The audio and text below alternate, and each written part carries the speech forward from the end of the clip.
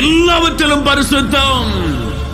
வெறுமனை TV பார்க்கிறதில்லை, cinema பார்க்கிறதில்லை மாத்திரம் அல்ல, உங்களுடைய நடையிலே, பேச்சிலே, பழக்கத்திலே, உங்களுடைய தொழிலிலே, உங்களுடைய வேலையிலே உண்மை, அதுதான் பரிசுத்தம்.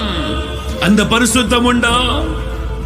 ஜாதி என்கிற பெருமையினாலே உங்களோடு கூட தேவ சாயலிலே சிருஷ்டிக்கப்பட்ட ஒரு மனிதனை இவன் இன்ன ஜாதி என்று அற்பமாய் பேசும் பொழுது அங்கே பரிசுத்தமற்ற நிலைமை உங்களுக்குள்ள இருக்கிறது. அங்கே பரிசுத்தம் இல்லை. ஜாதி பெருமையினால் பரிசுத்தத்தை இழந்து நிற்கிற அநேகர். பரிசுத்தம் என்பது என்ன?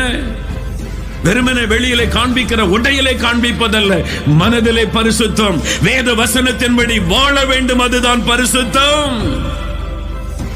அந்த பரிசுத்தத்துக்கு ஒப்பு கொடுத்தால் ஆண்டவர் அற்புதம் செய்வார்.